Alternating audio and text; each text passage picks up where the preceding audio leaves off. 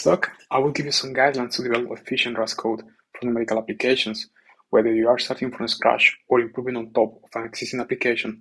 I hope this talk will give you an overview of the general workflow for developing performant applications harnessing the power of Rust. So, a little bit about me.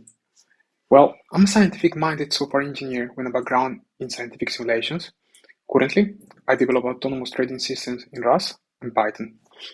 During my career, I have been implementing numerical applications in C++, Haskell, Fortran, Python, and Rust.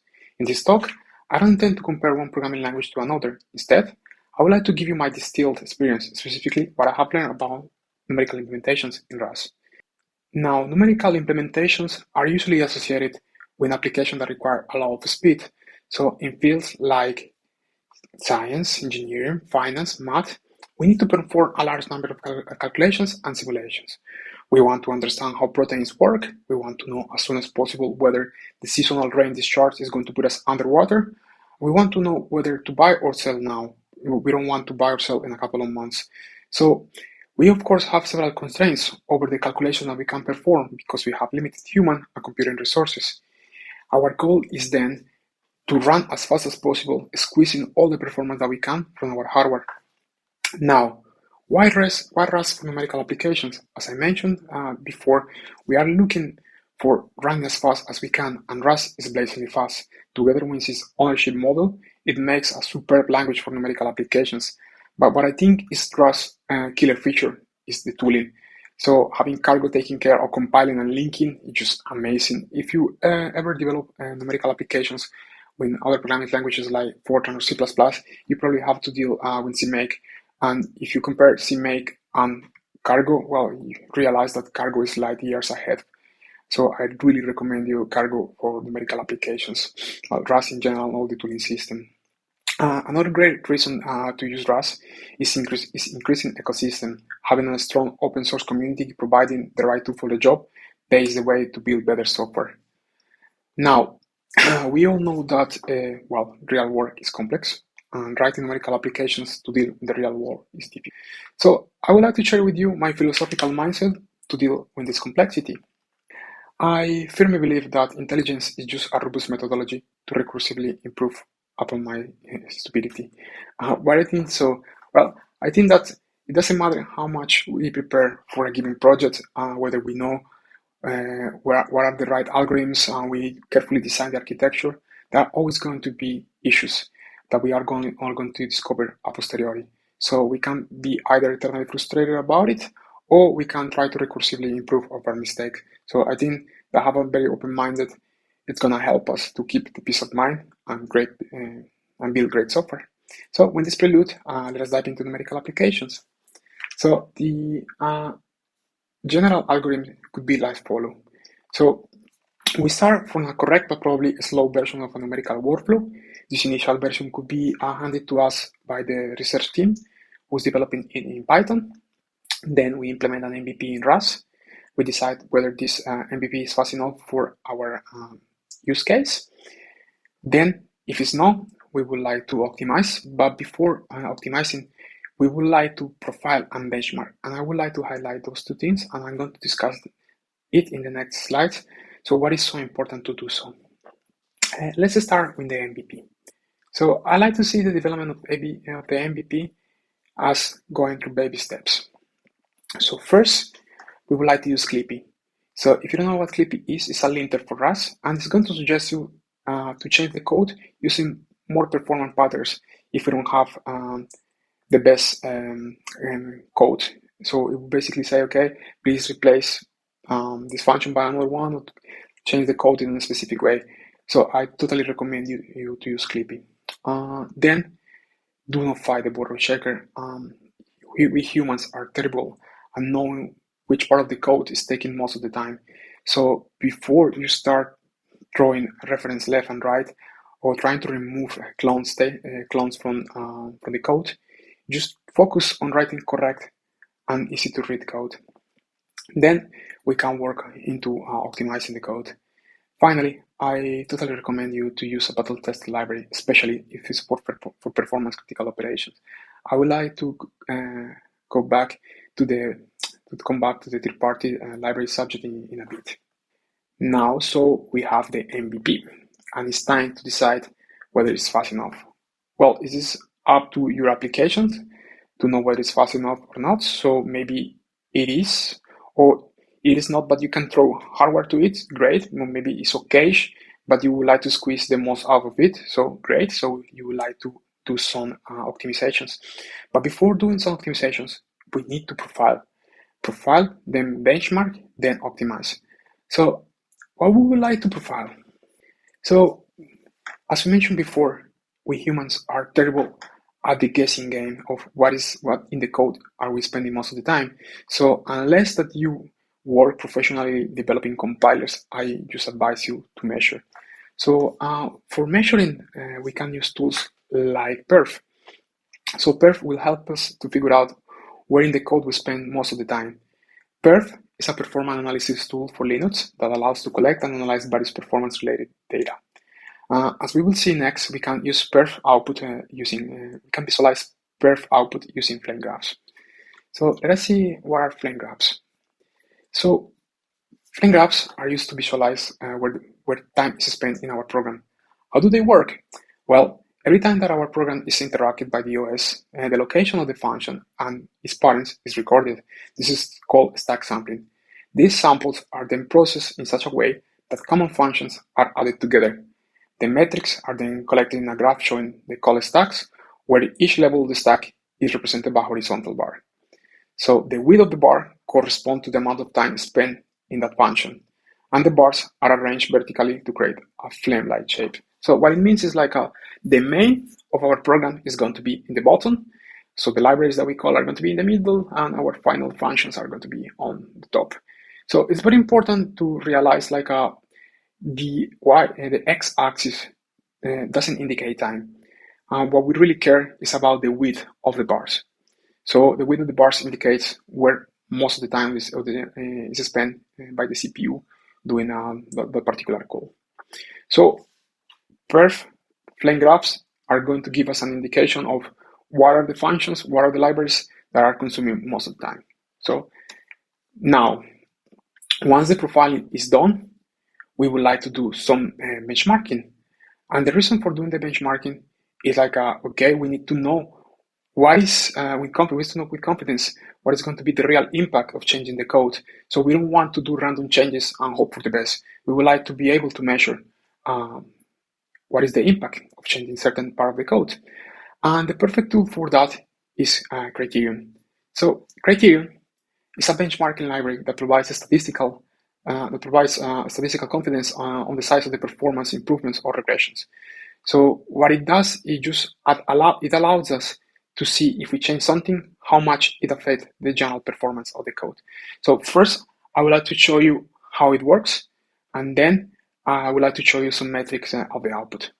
So in this toy example, I'm going to use Criterion, so we can use here Criterion crate. Then I'm going to use a library called Mula. It implements a function called convolve that is going to perform one-dimensional convolution. If you don't know what is one-dimensional convolution, do not worry about it. So the idea is like we are going to ask Criterion to run this 1D convolution using arrays of 100 length. So we are going to generate these arrays. The elements of these arrays are random numbers taken from a Gaussian distribution. Criterion is going to run this function many times. First, it's going to warm up, and then it's going to run this function many times. And then we set out a baseline to know if we make some changes, what is the actual performance using the baseline. So now that we have an idea how to use Criterion, let us talk a little bit about optimizations. So I think that the three most important optimizations that we can perform in a code is first, you make sure that you pick the right algorithm. Once you know that, then you make sure that you pick the right algorithm. And finally, you ask someone else to check for you if you have picked the right algorithm. So what it means is like, well, you need to do your math homework. If you don't feel confident about your math, you need to chase your favorite mathematician to give you some help about it. Once you're pretty sure you have chosen the right algorithm, then you can write other optimizations, like let us try to pre-allocate the vector. So there are functions like from back, like pre-allocate a vector with certain capacity, or you can use a non-cryptographic hash algorithm for the hash map. So hash map, the default behavior, it uses a hashing algorithm that is for cryptographic application. What it means is takes some time to compute the hashes of the keys. And because numerical applications are usually far away from user input, we want to run the hashing algorithm as fast as we can. So I totally recommend you to use a non-cryptographic algorithm. So I will point to one of those algorithms in the, well, not the algorithms, but the actual library in a bit. If you want to know more, I recommend you to have a look at the perf book of Rust. Now, let's go back to benchmarking plus optimizations. So we are trying to optimize our convol1d function. So what we do first is that we run the criterion without changing any code. So what it's going to do is going to try this function many times. It's going to warm up, and then it's going to set a baseline. Then we do some code, some modification in the code, and then we run it again. We see that this new modification generates a meager 2.5% of improvement. Then we say, okay, this seems to be going okay, I would say it. Then let us try something different. Then you try yet another change in the code, but unfortunately, there are no optimizations gains. I would like to tell you something that is very important about benchmarking. So benchmarking assumes that you are running in an isolated machine. So what it means is like if you try to run a benchmark in your local machine where you are developing, and then you just have the browser, Spotify, a lot of applications running, then if you just stop Spotify, for instance, you will see an increase in performance of 15%. So actually, you need to run in a machine that is not doing anything else. Otherwise, you're going to have a spurious performance gain. So when you are benchmarking, you just have another machine, a VM, another local machine somewhere that you can access and only run the calculations that you are trying to benchmark. Okay, so now we know about benchmarking, and we know how to optimize, we know what we are targeting. So it has arrived the moment to test. I think that there are three complementary strategies that we can use for testing. So let us review them. So first, you can ask your large language model, your favorite large language model, to generate unit tests for you. I'm not going to discuss whether AI is going to overtake the world. I'm just simply saying that large language models are fantastic for unit testing. So just use them for generating tests for you. The other thing that you can do is just look for edge cases. By edge cases, I mean you can try to look for input for your model, for your workflow that can generate numerical instabilities. Other thing that you can try is a property testing framework, something like proptest. I think proptest deserves its own explanation, so let me give you a little example of how it works. So proptest is a property testing framework. It's inspired by Hypothesis from Python. What it does, it allows you to test that certain properties hold for your code for arbitrary input. And if something fails, it will try to create a minimal test case that is going to tell you in what specific input your property is not hold and why it fails. So in this example, I have two functions that we are trying to find the maximum of a slice of floats and the minimum of a slice of floats.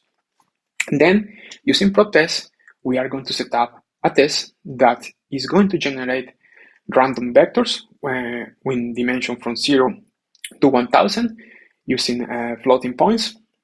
And then using the proptest macro, we are going to check that the property holds. So what is the property? Well, we want to know whether the mean value is smaller than the rest of the slice, and we want to know whether the max value is larger than the rest of the values in the slice. So proptest is basically going to help you to set up your tests in such a way that you can generate a bunch of random inputs and test if the property of your interest holds. Great. So now we have covered testing, and we have covered what is the general workflow for developing a numerical algorithm, so to implement them. Now, let us talk about some other aspects that we need to know about numerical applications. So now, one important thing is floating points. So in computing, a round of error or rounding error is the difference between the result provided by a given algorithm. So if we take one algorithm and we use exact arithmetic, and the difference between that and using the same algorithm with the same input using finite precision rounded arithmetic. So as we know, floating points, they cannot represent all real numbers accurately. So there are always rounding errors. So whether you are implementing something from scratch or taking a off-shelf library, you need to realize that there could be potential issues with floating point numbers.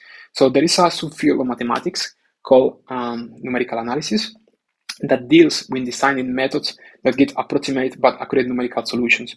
So if you are into numerical applications, it is really important that you have a look into what numerical analysis says about the algorithms that you're going to use for your applications.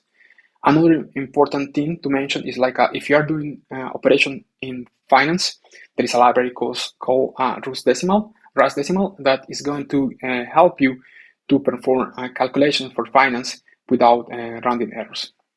Now, once we have covered that, let's move to the third-party libraries. Usually, when we need to decide whether we want to implement sorting or we want to bring a third-party library, we need to ask us several questions. Well, how important is the algorithm that we are trying to implement or to bring from another library to us? How confident are we about being able to implement this?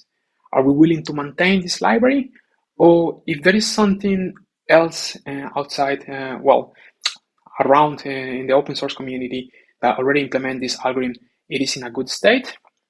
These are the questions that we need to ask ourselves before deciding.